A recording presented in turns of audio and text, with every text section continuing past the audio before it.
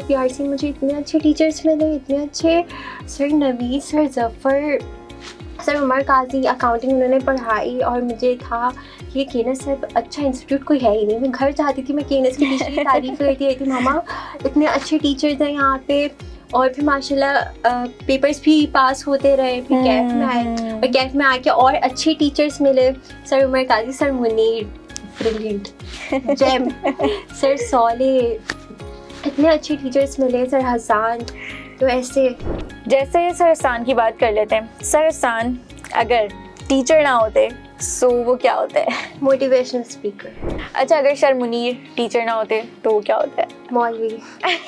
और मैं तो इतनी मिस करती हूँ सर की क्लासेस। सर की क्लास में जो मज़ा आता था, सर जो क्वेश्चंस उसी वक्त सॉल्व कराते थे।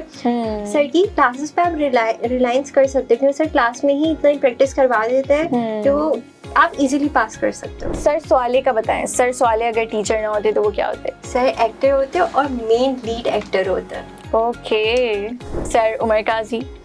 सर उमर काजी थेरेपिस्ट। सर क्या बातें सुनते हैं हमारी, हम सारे दुख दर्द सर को बता सकते हैं। सर जेम है। और सर साजिद क्या भी हो रहा है। सर फिल्म स्टार भी हो सकते थे क्योंकि वो जो होता है बहुत अमीर।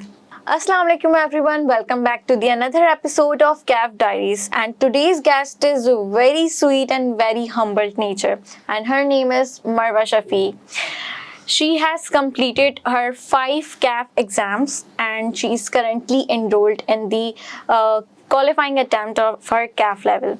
So a very warm welcome to Marwa. Assalamu alaikum Marwa, how are you? वालेकुम अस्सलाम, मैं ठीक हूँ, आप कैसी हैं? मैं भी अल्हम्दुलिल्लाह ठीक. So Marwa, how are you feeling while sitting here? Because you have achieved something, na? That's why you are sitting here. So how are you feeling right now? I'm feeling excited और little nervous, पर अब मैं इतनी नहीं, क्योंकि आप सामने, आप इतनी स्वीट हैं, आप इतनी अच्छी बातें करती हैं। तो Okay, that's so sweet of you. Okay, Marwa, so every student have a journey behind their CA.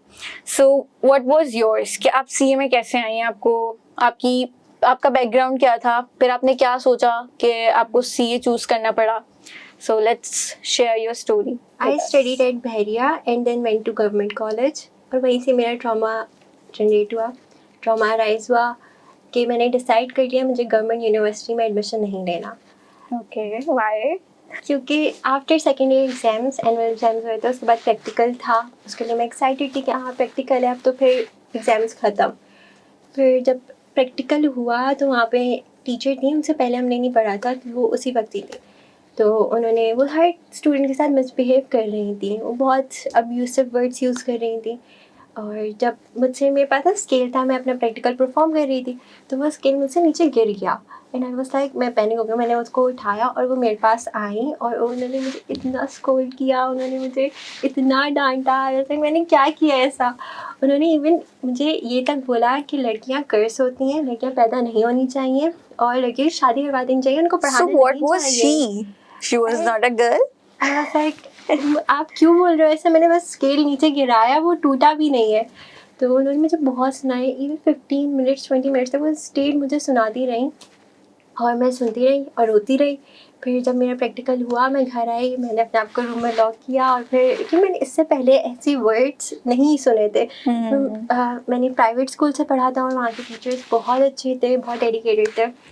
और फिर मेरे पेरेंट्स से शेयर की ये चीज़, पर आपको पता है गवर्नमेंट कॉलेज है, वो अपने टीचर्स को रिटेन रखते हैं। फिर उसके बाद जब रिज़ल्ट आया और था कि क्या करना, मैं क्लूलेस थी उस वक्त। मुझे था कि चलो कुछ कर लेंगे, बस गवर्नमेंट कॉलेज में नहीं जाना, तो गवर्नमेंट यूनिवर्सिटी में मुझे एडमिशन नहीं लेना। पापा आए, पापा ने पूछा कि बेटा आप क्या करना है, तो पापा ने फिर अपनी ख्वाहिश इजहार की। उन्होंने बोला कि वो चाहते हैं कि उनकी फैमिली से कोई CA बने। पापा MBA किया था उन्होंने और यूनिलीवर में जॉब करते थे। तो पापा ने बोला कि आप ना CA कर लो। बोला ओके पापा। मेरे पापा से पूछा पापा प्राइवेट है? पापा ने हाँ। बोला ओके चलते हैं। फिर ओरिएंटेशन सेशन था, अभी उस वक्त तक भी मैं क्लियर नहीं थी। मैं बोला चलो ओरिएंटेशन है, देखें क्या होता है। फिर सर साजिद ने ओरिएंटेशन होस्ट की और मैं बहुत इम्प्रेस हुई कि मुझे अच्छा लगा। हाँ यहाँ की वाइब अच्छी है, यहाँ पे कुछ हो सकता है, कुछ बन जाऊँगी मैं। तो पापा ने बोला, पापा ने बहुत तारीफ़ की कि नहीं आप फाइनेंस पढ़ो, मज़ा आएगा। और इससे पहले मैंने अकाउंटिंग, मुझे कुछ भी नहीं आता था, कि मैंने कंप्यूटर साइंस से इंटर किया था। तो वो मेरे एक्साइटेड था, मैं एक्साइटेड थी, नहीं कुछ Okay. नया सीखने को मिलेगा, मज़ा आएगा। हाँ तो फिर पीआरसी स्टार्ट किया। पीआरसी मुझे इतने अच्छे टीचर्स मिले, इतने अच्छे, sir Naveed, sir Zafar, sir Umar Qazi, accounting उन्होंने पढ़ाई। और मुझे था कि ये केनस से अच्छा इंस्टीट्यूट कोई है ही नहीं। मैं घर जाती थी, मैं केनस की टीचर की तारीफ़ करती रहती, मामा इतने अच्छे टीचर्स हैं यहाँ पे। और फिर माशाल्लाह पेपर्स भी पास होते रहे। फिर कैफ में आए और कैफ में आके और अच्छे टीचर्स मिले। Sir Umar Qazi, sir Munir brilliant gem, sir Saule, इतने अच्छे टीचर्स मिले, सर हसान। तो ऐसे सीए में इंटरेस्ट हुई। अच्छा, आपने क्योंकि कंप्यूटर साइंस से आपने इंटरमीडिएट किया, सो डू यू थिंक कि वो जो आपने इंटरमीडिएट कंप्यूटर साइंस से किया वो आपको अभी आपके सीए में हेल्प आउट करता है कहीं ना कहीं? करता है, क्योंकि इंटर में हमने एक्सेल सीखा था और Okay. कोडिंग सीखी थी। अब एमएस ऑफिस में वही सेम थोड़ी थोड़ी चीज़ें, हाँ अभी उस तरीके से याद नहीं, पर रिमाइंड हो रहा होता है सबके, हाँ ये सब चीज़ें पढ़ी नहीं है, फार्मूलाज पहले से पढ़े हुए, तो एक थोड़ा एज मिला है। यानी जो स्टूडेंट ये समझते हैं कि जिन्होंने कॉमर्स से नहीं पढ़ा तो वो सीए नहीं कर सकते, जो एक मिथ बनी हुई है, तो ये आप उसको ब्रेक कर रही हैं ना, आप बता रही हैं कि आपको कंप्यूटर साइंस की आपकी फील्ड थी और आपको ये हेल्प करती है बल्कि आपकी सीए जर्नी में। So that's very nice.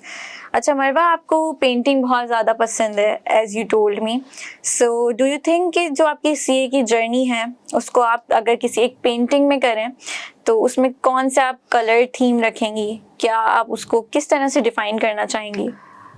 In terms of colors, it would be vibrant colors, and in Okay. terms of pattern, at CAF level, it reminds me of solar system. 8 planets, 8 exams, और हर exam, हर subject दूसरे subject से different है। तो that's it. बहुत great, यानी आप बहुत अच्छी माशाल्लाह से आर्टिस्ट भी हैं। सो अच्छा, अगर आप इतनी अच्छी हैं आर्ट में, तो आपने फिर आर्ट की फील्ड को आगे क्यों नहीं चूज किया? आर्ट एंड पेंटिंग वो मेरा पैशन था, बट इसको Okay.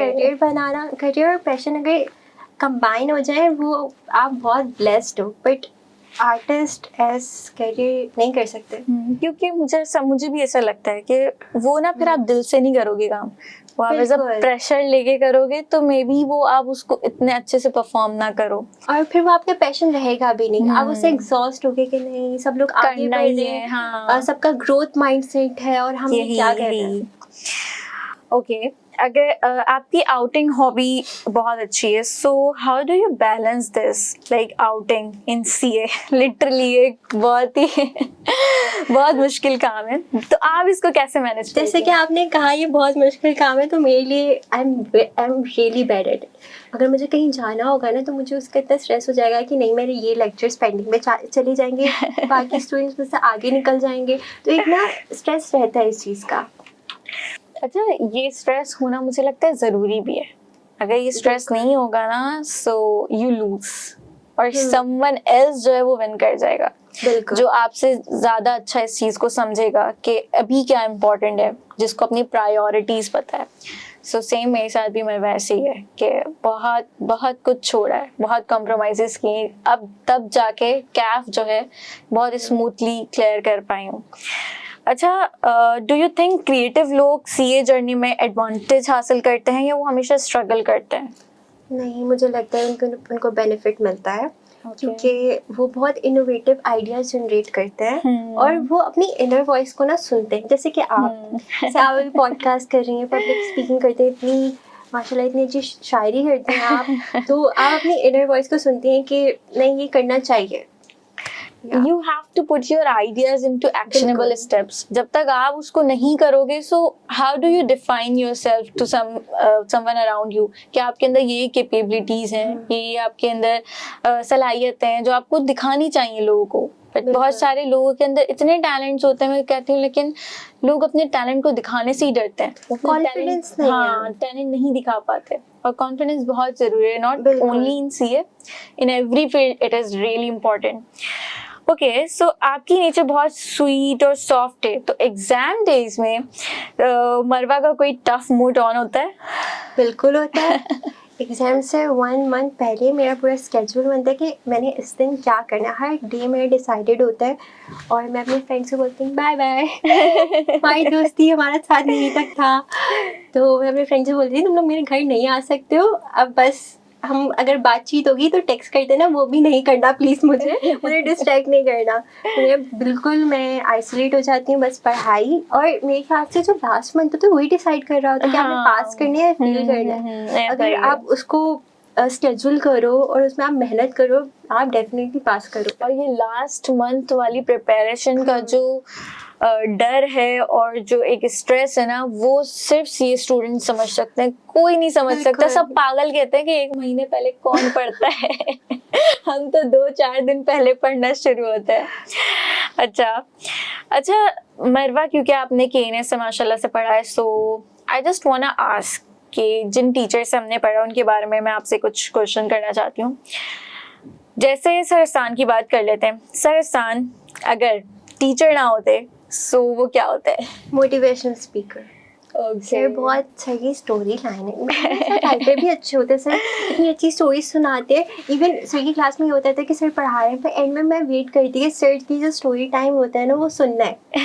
मैं ऑनलाइन क्लासेस लूँगी तो मैं एंड में ना सुनूंगी कि एक होता है कि चलो मज़ा आता है सुनने में। कोई आपके लिए आपकी जर्नी से ही रिलेटेड बात होगी जो आपको आगे हेल्प आउट करेगी। अच्छा, अगर सर मुनीर टीचर ना होते तो वो क्या होता है? मौलवी।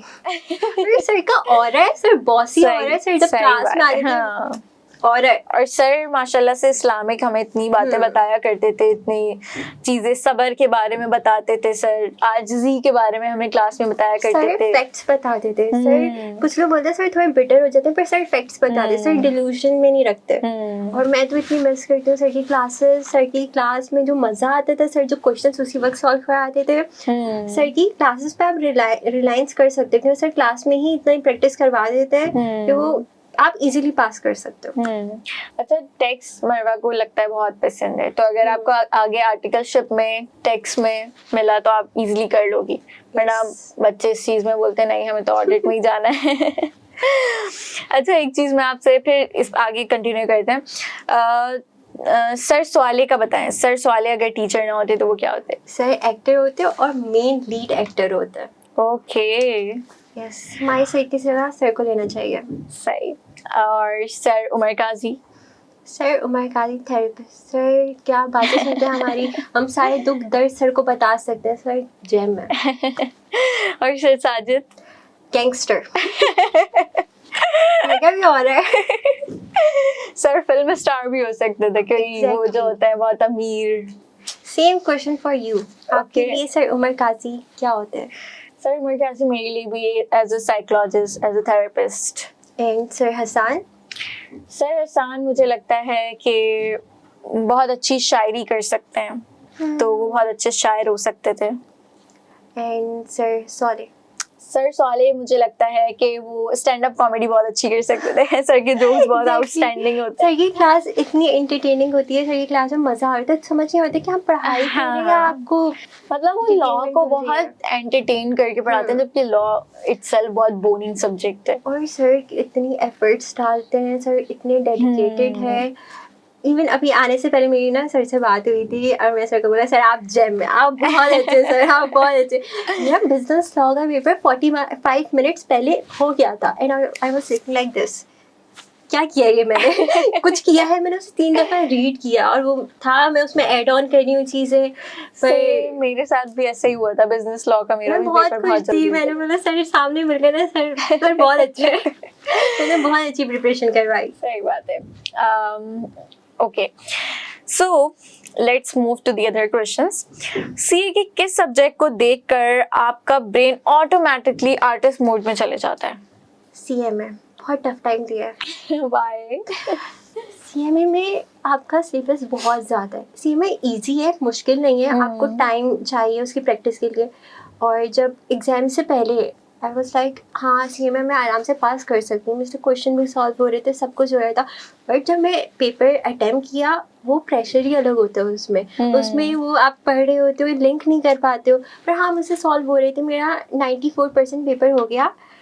उसके बाद मुझे याद आया कि मैंने तो पार्ट्स मेंशन ही नहीं किए और वो 15 मिनट रहते, अब मेरा एक पार्ट रहता था 6 मार्क्स का, और मैं पैनिक, मैंने पता नहीं, मैं देख रही कि मैंने क्या किया है, मैंने क्वेश्चंस मेंशन किए, मैंने पार्ट्स, और एक क्वेश्चन का शायद मैंने पार्ट आगे पीछे कर दिया, ए को बी बना दिया और बी को ए कर दिया, और मैं इसी टेंशन में थी, और वो आके उन्होंने पेपर मेरा ले गया, और 6 मार्क्स का जो क्वेश्चन था वो मुझे आता था पर वो मैं नहीं कर पाई। तो उसके बाद वो सबको ही मुश्किल लग रहा था वो पेपर। फिर उसके बाद मैं बहुत स्ट्रेस आउट थी, मामा मुझे कह रही कि ना कोई नहीं, तुमने अच्छा ही किया, वो चेक कर लेंगे, बोला हाँ बस दुआ करें आप, और अल्हम्दुलिल्लाह पास रिजल्ट है, सी में पास हो गया। ओह वाह, बहुत खुशी हुई। अच्छा, FAR 2 में मेरे साथ ऐसे हुआ था कि मैंने नंबरिंग ना, जो हम अपनी डिसाइड करते हैं सीक्वेंस के, हमें इस सीक्वेंस में क्वेश्चंस को अटेम्प्ट करना है, तो वो मैंने ना क्वेश्चन पेपर के ऊपर ही मार्क कर लिए 1 2 3। मैंने, बंदा इतना स्ट्रेस में पेपर दे रहा होता है कि उसको ये ध्यान ही नहीं जाता कि वो कौन सी नंबरिंग लिख रहा है ना आंसर शीट में। सो मैंने गलती से जो मेरी सीक्वेंस नंबरिंग थी वो मैंने आंसर शीट में ली थी, and that was a blunder. अच्छा, एक बार तो मेरी नजरों के सामने वो चीज आ गई, मुझे पता चल गया हाँ यहाँ पे कुछ है, मैंने ठीक कर दिया। लास्ट में भी वो पैनिक मोड ऑन था, लास्ट का हमारा आधा घंटा रह गया था और एक बहुत बड़ा क्वेश्चन में कंसोलिडेशन का करने लगी थी, तो वो ही सेम मिस्टेक हो गई। मैं उसको ठीक करती, इतने में जो है ना वो इन्विजिलेटर मेरी सीट पे है मैं वहीं पे, मेरे हाथ कांप गए। मैंने बोला यार इतना अच्छा पेपर हुआ है, और उसके बाद अगर ऐसी चीज, फिर मैंने आईकैप को ईमेल किया, तो आईकैप ने बोला ओके हम इसे देख लेंगे, लेकिन नेक्स्ट टाइम आप ध्यान रखिएगा। उसके बाद से तो मेरी तौबा, जो मैंने अपने क्वेश्चन पेपर पे लिखा हो कि मुझे ये क्वेश्चन अटेम्प्ट करना है, फिर मैं अब क्या करती हूँ, आंसर शीट के बैक पे सीक्वेंस बना लेती हूँ, उस हिसाब से क्वेश्चन अटेम्प्ट करती हूँ। तो ये ट्रिक मुझे, मतलब इसने हेल्प आउट किया कि मुझसे ब्लंडर नहीं होता पेपर्स में। बल्कि बहुत से ऐसे स्टूडेंट्स होते हैं उन्हें पता ही नहीं होता कि ना पार्ट्स मेंशन करने, वो सारे क्वेश्चन एक ही पेज पे कर देते हैं, और फिर पार्ट्स भी डिफरेंट उस पेपर पे करने होते हैं। उनका सुन के मुझे बहुत होता है यार, नहीं इनके साथ नाइंसाफी है, ऐसा नहीं होना चाहिए था। सही बात है। फ्रेंड्स हैं कुछ, उन्होंने ये किया था, इवन मैंने टेक्स्ट में ही किया था, टेक्स्ट में 4 लाइन्स का आंसर था, तो मैंने दोनों पार्ट्स एक ही पेज पे कर दिया। वो मेरी फर्स्ट अटेम्प्ट थी, तो मुझे इतना पता नहीं था। पर फिर उसके बाद दूसरे क्वेश्चन से मुझे पता नहीं क्या हो रहा है, नहीं दूसरे पेजेस पे कर लेती हूँ, मेरी नोटबुक थोड़ी है तो। अच्छा, कभी कभार आईकैप कंसिडर कर भी लेता है, इतनी कोई ज्यादा इस चीज का इशू नहीं है, पार्ट्स वाला ना इतना ज्यादा नहीं है, क्योंकि जाहिर है आप प्रोफेशनल एग्जाम दे रहे हो, आप स्कूल एग्जाम नहीं दे रहे हो अपना, या कॉलेज एग्जाम नहीं दे रहे हो कि आपकी ऐसी चेकिंग होगी। जैसे मैंने आपको बताया ना, मैंने ईमेल की तो आईकैप ने उसको कंसिडर किया, क्योंकि जाहिर इंसान से ये चीज हो जाती है। अच्छा, कोई एक ऐसा चैप्टर बताएं जिसने आपके कॉन्फिडेंस को कभी ब्रेक किया और कभी बिल्ड किया। IAS 12 deferred taxation. क्यों? क्योंकि उसमें मुझसे बहुत मिस्टेक होती थी कि उसमें ना मेरे साथ ये होता था एग्जैक्टली, मैं इतनी मिस्टेक, बच्चों वाली मिस्टेक करती थी मैं उसमें, और मैं उसके बाद जब चेक करती थी ना अपना आंसर, मैं यार मैंने क्या किया है, क्या कर रही हूँ मैं, मेरा पेपर पास होगा, मैं अपने आप को ही डांटने लग जाती थी। पर खैर वो एंड में प्रैक्टिस की तो अच्छा स्मूथ हो गया था।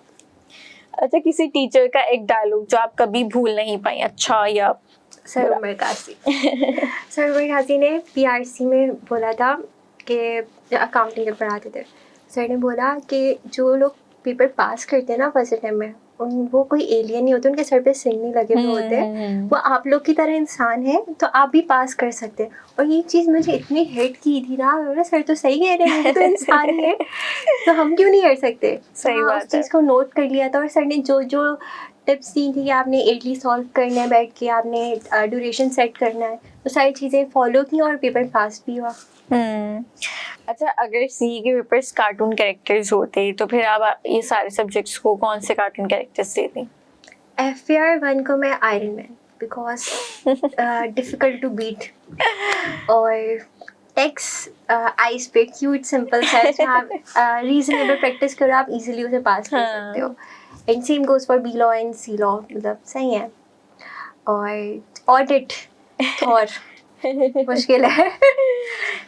और कौन सा सब्जेक्ट रह गया? Costing same iron man. Costing भी टफ टाइम लेता है। कोई इजी सब्जेक्ट नहीं लगा आपको? B लॉ और टेक्स, में B लॉ और टेक्स बहुत इजी लगा। B लॉ एंड टेक्स, हाँ इजी। अच्छा, ऑडिट अभी आप पढ़ रही हो तो उसमें आपको कोई डिफिकल्टी फेस हो रही है? ऑडिट में ऐसा सच नहीं, जो मैंने पढ़ी वो बहुत अच्छा पढ़ा रहे हैं। Okay, that's great. अच्छा, एग्जाम डे वाली मरवा वर्सेस नॉर्मल डे वाली मरवा, रूटीन, आउटफिट, मोड, क्या मेजर फर्क होता है? एग्जाम डेज वाली मरवा बिल्कुल एक मोंजुलिका की तरह होती है, मेसी हेयर्स, उसकी लाइफ बिल्कुल अपनी बुक्स के अराउंड रिवॉल्व कर रही होती है, बस ऐसे ही होता है। ओके। अच्छा, कभी ऐसा मोमेंट आया कि आपने सोचा हो कि यार मतलब सीए कैसी फील्ड है, मैं कैसी ड्राई फील्ड में आ गई हूँ, या तो ज़्यादा ना आप कुछ कर सकते हो, जैसे यूनिवर्सिटी लाइफ में होता है कि उनकी तो एक अलग ही चिल लाइफ गुजर रही होती है, सिर्फ एग्जाम वाला उनका थोड़ा सा एक होता है जिसमें उन्हें पढ़ना होता है, उसके अलावा घूमो फिरो ऐश करो, ऐश वाली जिंदगी गुजरी। और हम जो है दिन रात मेहनत, पढ़ाई पढ़ाई पढ़ाई। हमारे फ्रेंड्स भी बनते हैं तो लिमिटेड बनते हैं, उनके साथ भी हम लिमिटेड टाइम स्पेंड कर पाते हैं, हम अपने फैमिली के साथ भी लिमिटेड टाइम स्पेंड कर पाते हैं क्योंकि हम अपना सारा टाइम सीए को दे रहे होते हैं। तो ये सब देखते हुए कभी आपको ऐसा फील हुआ कि यार मैंने कहीं गलती तो नहीं कर दी इस फील्ड को चूज करके, मैं कहीं इसकी वजह से अपने बाकी चीजों को कॉम्प्रोमाइज तो नहीं कर रही? नहीं, कभी मुझे ऐसा नहीं लगा कि मुझे सीए को छोड़ देना चाहिए, अब मैंने कुछ गलत किया, क्योंकि वही बात, जो क्रिएटिव लोग होते हैं ना वो कहीं ना कहीं अपना एस्केप पॉइंट निकाल लेते हैं, उनको एज मिल रहा होता है कि जैसे मुझे आउटिंग का शौक है तो मैं टाइम निकालती हूँ कि एक दिन मैंने 2 दिन जितना पढ़ लिया और फिर अगले दिन मैं आउटिंग पे अपने फ्रेंड्स के साथ चली गई। जैसे आपका भी है, आपने भी मतलब सीए में आके आप पब्लिक स्पीकिंग कर रही हो, पॉडकास्ट कर रही हो, शायरी करती हो, तो एक हम लोग मतलब ड्राई नहीं है, हम लाइवली है, हो जाता है। आपको खुद से अपने कंफर्ट जोन से निकल के एक स्टेप आपको फॉरवर्ड चलना पड़ेगा जिसमें आप अपने कोई हॉबीज, अपनी एक्टिविटीज को आप करो, वो आपको नर्चर करेंगी, आपके ब्रेन पावर को बूस्ट करेंगी। लाइक मुझसे बहुत सारे लोग लिंक्डइन पे क्वेश्चन कर रहे थे, अभी परसों तरसों की बात है, that how do you manage this ना, कि पॉडकास्ट एंड ऑल, मतलब हम तो कुछ करने का सोच भी नहीं सकते। मैंने बोला ये मेरे लिए एक ऐसी चीज है जो मेरे ब्रेन पावर को बूस्ट करेगी। अगर मैं पब्लिक स्पीकिंग ना करूँ ना, सो मैं डेड हो जाती हूँ, मेरी जो सोल है ना वो डेड हो जाएगी। ये आपके लिए एनर्जी ड्रिंक है और इसकी वजह से मैं ज़्यादा अच्छे से परफॉर्म कर पाती हूँ इन माई एग्जाम्स। सो मैंने उनको यही आंसर किया। सो वो काफ़ी मेरी बात से मोटिवेट हुए, फिर उन्हें हुआ कि नहीं हमें भी कुछ करना चाहिए। अच्छा, लोग सीए स्टूडेंट्स के बारे में सबसे बड़ी मिसकॉन्सेप्शन क्या रखते हैं? वी लिव मोनोक्रोम लाइफ, उन्हें लगता है हम बहुत बोरिंग है, हमारी लाइफ में कुछ भी नहीं है, हमसे आके बात करोगे तो हम फाइनेंस, टैक्सेशन, ऑडिट के बारे में बात करेंगे। नहीं, ऐसा नहीं है, हमें भी जिंदगी है कुछ। सही बात है। और जाहिर है जिन्होंने सीए चूज किया है वो कुछ तो डिफरेंट सोच रखते थे जो वो सीए को चूज कर रहे हैं, कुछ तो उनमें ये क्रिएटिविटी थी। और बहुत सारे ऐसे लोग हैं जो सीए में रहते हुए जो अपने आगे बिजनेस करते हैं, तो उनका जो बिजनेस माइंड होता है वो सीए में आने के बाद ही और नर्चर होता है। बिल्कुल। तो सीए आपको और आगे बढ़ाता है। तो पता नहीं लोग ऐसा मिसकॉन्सेप्शन क्यों रखते हैं। अच्छा, क्या पेंटिंग ने आपको सीए स्ट्रेस हैंडल करने में हेल्प की? किस तरह की? Yes, post exam stress. एक हम वाहिद ऐसे स्टूडेंट्स हैं जो एग्जाम देने के बाद भी इतने स्ट्रेस में होते हैं कि अब क्या होगा, रिजल्ट आगे, हमने न्यू सब्जेक्ट्स उठा लिए होते हैं कि अगर कोई रह गया तो फिर आप ये वाले जो एग्जाम्स हैं तो ये वाले सब्जेक्ट्स को आपको ड्रॉप करना पड़ेगा, तो इसका भी एक स्ट्रेस होता है। तो हाँ, उस टाइम उस ड्यूरेशन में ऐसा भी नहीं कि हम फिर उस वक्त भी पढ़ रहे हो, तो पेंटिंग या फिर क्रिकेट, जो बहुत पसंद है क्रिकेट खेलना, बैडमिंटन, तो ये मेरा एस्केप होता है। ओके। अच्छा, आपको पब्लिक स्पीकिंग में कभी आपको डर लगा या हुआ कि यार मुझसे नहीं होगा, फिर आपने उस चीज को कैसे अपना ओवरकम किया और कैसे उस चीज को इम्प्रूव किया?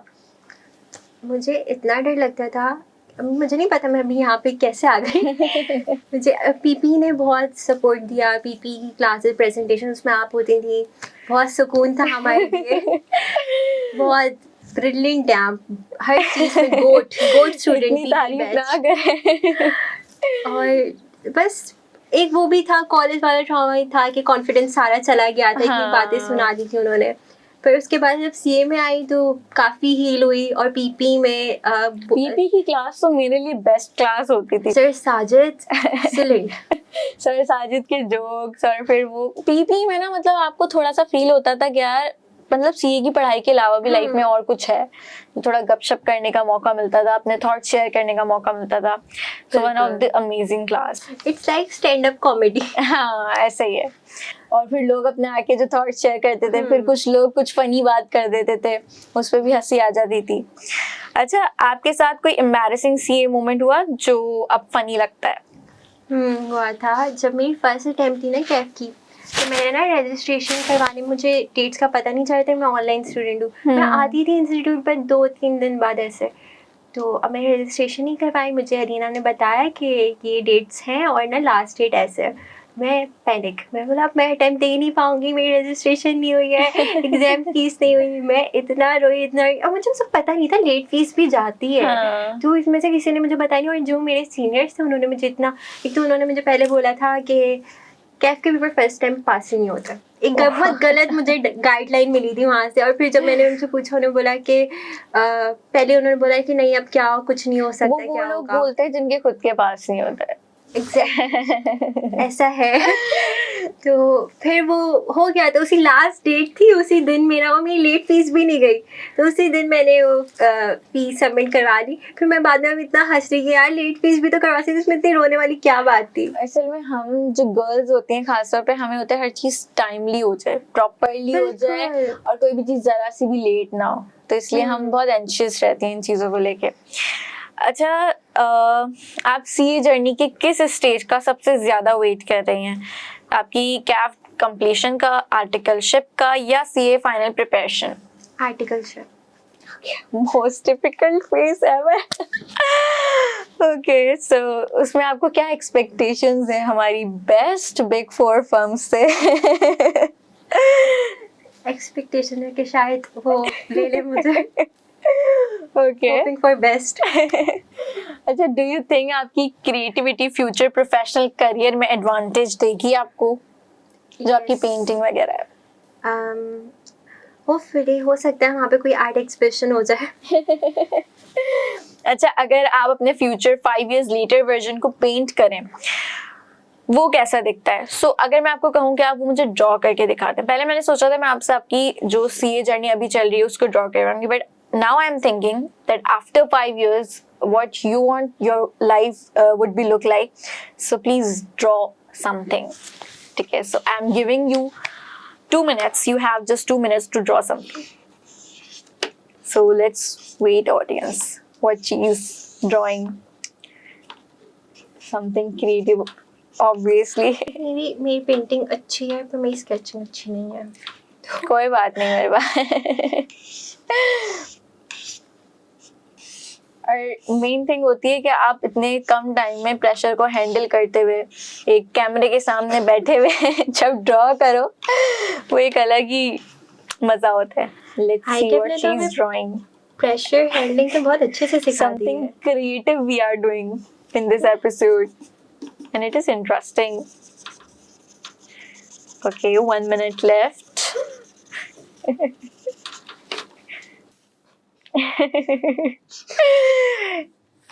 It's looking nice. इतने कम टाइम में आपने बनाया. That's great. Time's up. Okay, so show this to our audience first and explain what you have drawn. मेरी पेंटिंग अच्छी है, sketching नहीं. भरोसा है क्या आप? So क्या इसको आप मुझे एक्सप्लेन करें कि आपने क्या ड्रॉ किया है? इसको आप ऊपर दिखा के करें ताकि हमारी ऑडियंस को भी नजर आए. I am ready. ओके. मेरा इंशाल्लाह मेरा है कि मैं अपना क्लोथिंग ब्रांड इंशाल्लाह. Very good idea. Hopefully after 5 years. Okay. Own car जरूरी है, फ्लेक्स करना है थोड़ा सा. The name of car? BMW. मेरे दिमाग में यही आइडिया. ओके, इंशाल्लाह your future would be bright. And same for you. अब आप भी ड्रॉ करें. मैं भी ड्रॉ करूं? यस. फॉर 5 years वाला फेस या for current situation? Current situation. Current situation तो मेरी बहुत खराब है. बल्कि नहीं, 5 years वाला face. After 5 years. But I want to draw the current phase now because current phase is very interesting and everyone would be like it. So सबसे पहले ये. This is and I'm standing here.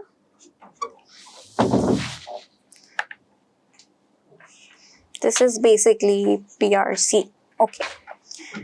The waves come on, slow waves. And I'm standing here. This is my, this is slow waves. And this is my calf. And, and this is induction phase, which is traumatizing me right now. Induction seems like tsunami. Large waves. ये मैं डूब गई. नहीं नहीं, no, इंशाल्लाह बहुत अच्छा होगा. Guys, this is my painting, not painting, my drawing. This is sand and ये PRC level तो बहुत smooth और बहुत smooth है. मैं चलती भी आ रही हूँ. उसके बाद slow waves जो बहुत calm होती हैं, बहुत आपको अच्छा feel करा रही होती है. Smoothly कैफ भी निकल गया. कैफ निकल के खुशी खुशी से आगे बढ़ी रही थी, कदम उठा ही रही थी जब इंडक्शन फेज स्टार्ट हुआ and these waves comes on and मैं जो है डूब गई. I drawn up. So this is about my current phase.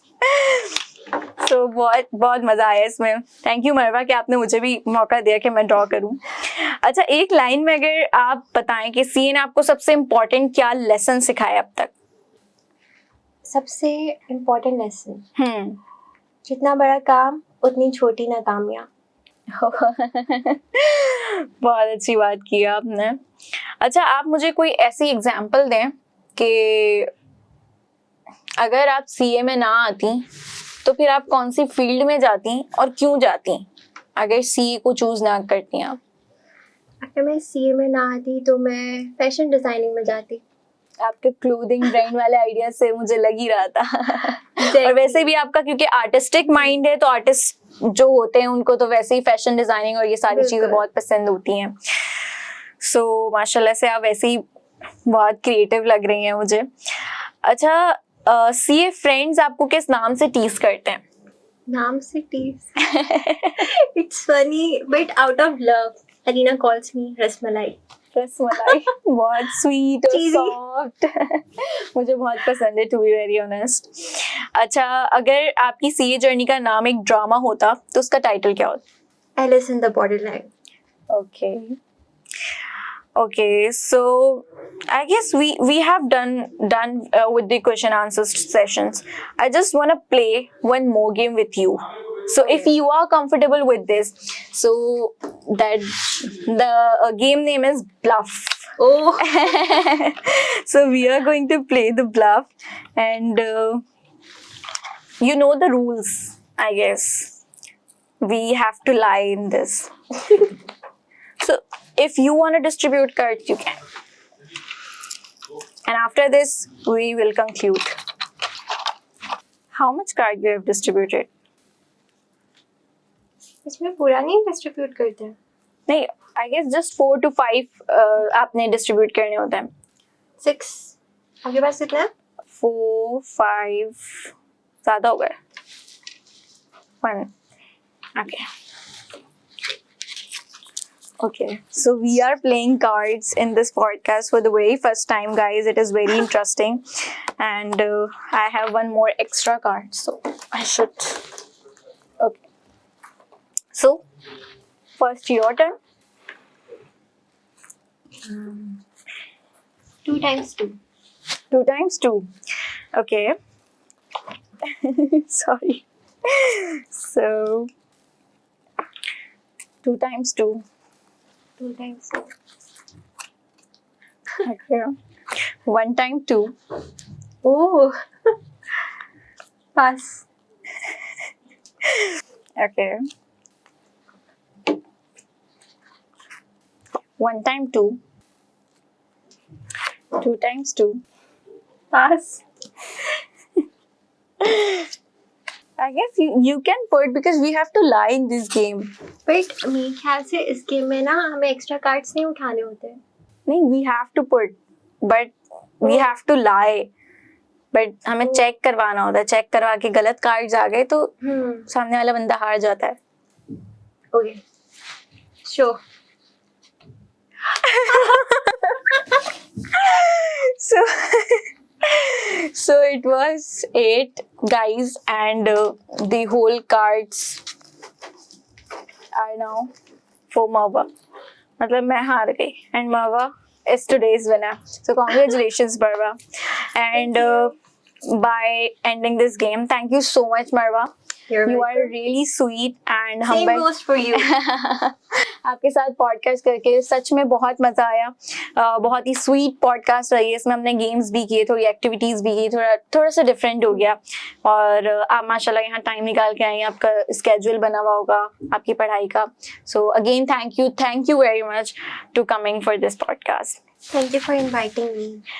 Okay, so thank you so much, audience, for watching the full episode, and please stay with us for the next episode, जो इंशाल्लाह जल्द आएगा और एक और बहुत ही inspiring guest के साथ आएगा. और मत भूलिए देखना Kaif Diaries, and please do not forget to like, comment, share and subscribe. अल्लाह हाफिज.